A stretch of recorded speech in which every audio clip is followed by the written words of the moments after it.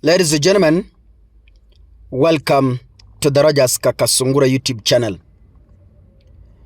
On Friday, yesterday, and I think you've seen that news on our dailies and on our Kenyan platforms, that the UN Security Council is backing the continuity of two mediation process on the Democratic Republic of Congo, with warnings of additional sanctions if the violence does not end.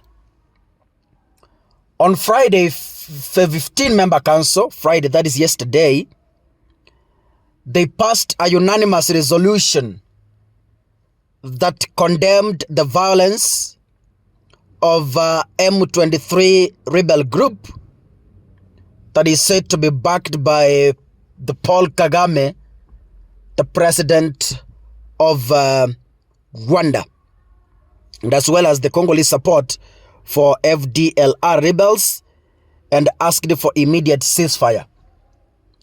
From this meeting, the council endorsed Uhuru Kenyatta's mediation process. This tells a lot in William Ruto's position. William Ruto is the chair of the East African Committee yao sijui wanaita nini. So in short, is the one in charge of East African countries, including Rwanda and Congo. You heard recently, those of you read the news, that William Ruto called for a meeting of the heads of state and some boycotted. That means what? They consider William Ruto as illegitimate to lead a mediation. My own understanding, this could be propelled by some reasons. Number one, Ruto has terribly failed back in his country. I have seen Paul Kagame doing press conferences that indirectly attacks William Ruto. So someone who has failed to manage his family has no audacity to go and lead a mediation process between another man and his wife. A man who has refused to agree with his wife, a man who has refused to lead his children. His family is confused. The wife has run away. The family doesn't even have enough resources to pay even rent. Such a figure cannot run around mediating other families when his own family cannot be mediated by himself. Yeah? This explains William Ruto's position as the chair in East Africa. He is killing the Gen Zs back in Kenya. Yeah? He is refusing to follow the rule of law back in Kenya. He cannot respect court orders in his own country. He cannot respect the judiciary in his own country. He cannot be able to pay debt in his own country. He is unable to counter Al-Shabaab in his own country. Because you've seen what Al-Shabaab is doing in Kenya. Can such a character be able to mediate a country like Congo that is facing a war crisis? And to my own view, this is why the UN has seen it fit to ignore William Ruto and support Uhuru Kenyatta in the process. Why? Because the UN considers Uhuru Kenyatta more mature than the chair.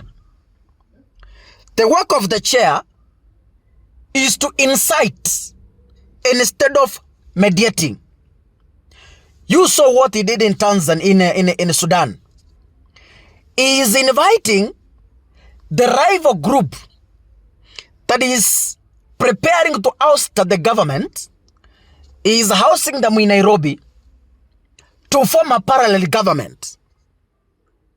Such an individual, can he be able to mediate a country to have peace? Kenya is already have challenges with bandits. We cannot manage bandits ourselves. You have seen on the news back in Kenya here. Can that mind be able to mediate Congo? This is why, to my own view, I see the UN Security Council is snubbing William Ruto and endorsing Uhuru Kenyatta because Uhuru looks more of a president, in quotes, than your current president. Uhuru looks more mature than your current president. Your current president has in the past made reckless remarks. Yeah? And those reckless remarks have been severally condemned by leaders across the Republic of Kenya and beyond. Ruto understands less on how to relate with other countries, diplomacy, the management of relationship between countries. William Ruto doesn't seem to grasp this concept. He is creating more harm than good. He is creating more harm in Sudan than good. As the chair, for heaven's sake, how do you host a rival team of another country? You want to give them a green light to form a rival government. You have seen his remarks about Congo. And these are some of the reasons that made people never to vote for Raila Odinga. Because you can't tell me the head of state of Rwanda in his normal senses could have voted for a candidate backed by William Ruto. The head of state of Congo, you can't tell me in his own 5 senses will be able to vote for a candidate backed by William Ruto. From what William Ruto does. Tell me, a head of state from Sudan, in his normal senses, is he able? Yani, anyway, we wish Uhuru Kenyatta the best. We pray for him. And he has done it before. And we believe this time round, Uhuru Kenyatta is going to manage this crisis and be able or succeed to mediate Congo and Rwanda so that a solution is arrived at. God bless you, ladies and gentlemen. See you in the next video. Asanteni sana.